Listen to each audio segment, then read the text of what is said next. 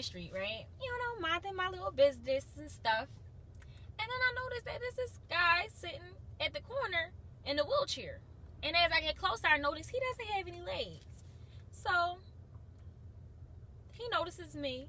We make eye contact, and I'm like, I'm just going to stay my distance so he feels comfortable. I don't want him to think that I'm trying to mug him or anything. And he calls out to me. He's like, hey, can you help me get across the street? So I'm like, oh, okay. He's a stranger, but, he don't have legs. He should be harmless, right? I go to help this guy, and he kind of fondles me a little bit, but I didn't pay any attention because I'm like, maybe he's just a little clumsy or something. When I tell you, I got him across the street, he was heavy, and his chair was not working the way that wheelchair is supposed to work. Like, it was really a struggle to get him from one corner to the next.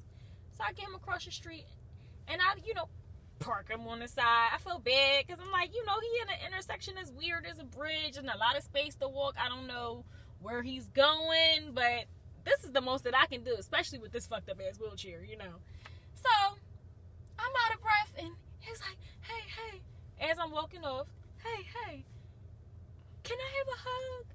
And I'm sitting here like, all right, he out here fucked up, clearly. He's stranded, probably ain't been hugged in a long time because, he don't have any legs. He's out here by himself by a bridge. So, I gave him a hug because I felt bad. Like, oh, he probably haven't been hugged in a very long time by anybody.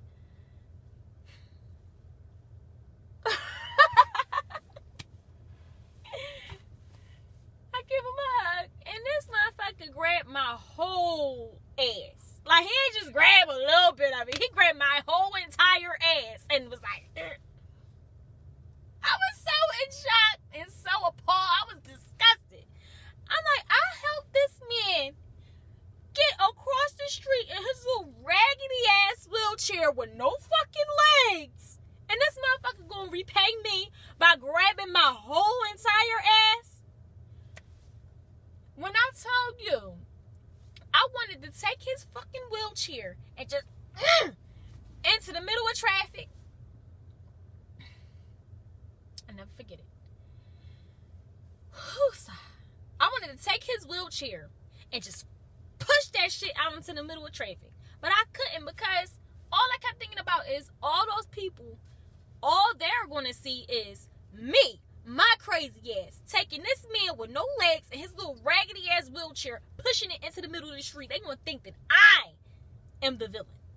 They're going to think I'm evil. They're going to think I'm crazy. They're going to call the cops on me. I'm going to go to jail.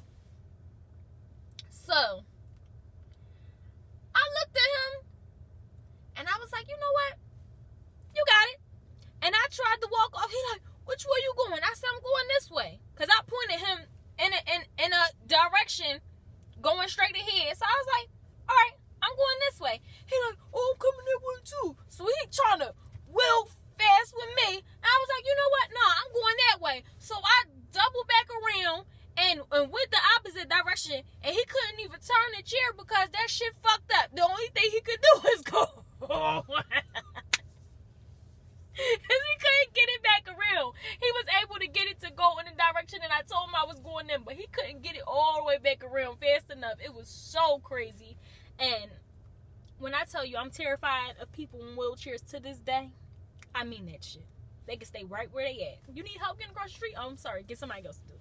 Call the cops. 911. Okay. I'm going to tell you this story about how one night I was out at the sports bar. I was by myself because, as usual, my girlfriend was late. I got there on time, so I was waiting for her. And it wasn't that I wasn't going to buy a drink, but I was kind of pacing myself. Like, I was just drinking some water, waiting for her to get there, because we have this rule that whoever is late has to do, buy the rounds of drink. So I was taking full advantage of the fact that she was late, so I was waiting to get my alcohol. Well, this gentleman on the other side of the bar, I guess he took me not drinking as an invitation, to buy me a drink. And I don't know if it was just something in my spirit. When I saw him over there ordering a drink, something said, I think he's coming this way.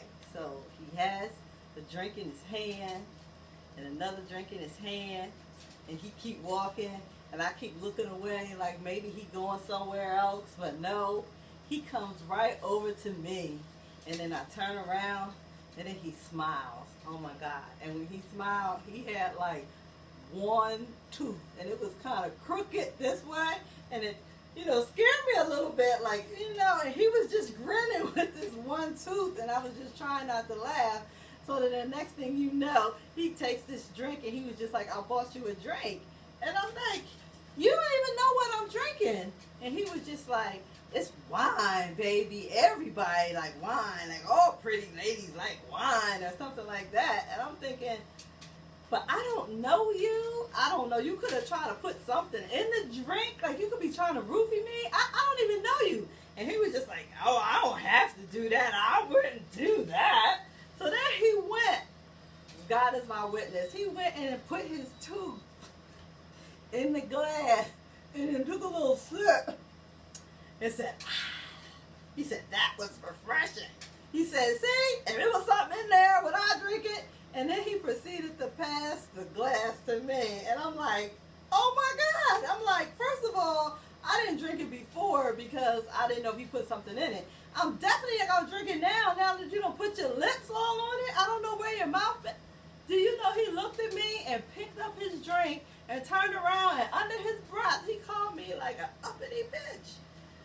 And I was just like, oh my God, I'm shocked. But he did not stop there. Do you know he walked back over to the bar with this drink and walked up to another lady and was like, hey, pretty lady, the same thing he just called me, and gave her the wine, and she just smiled back, and she just started drinking this wine.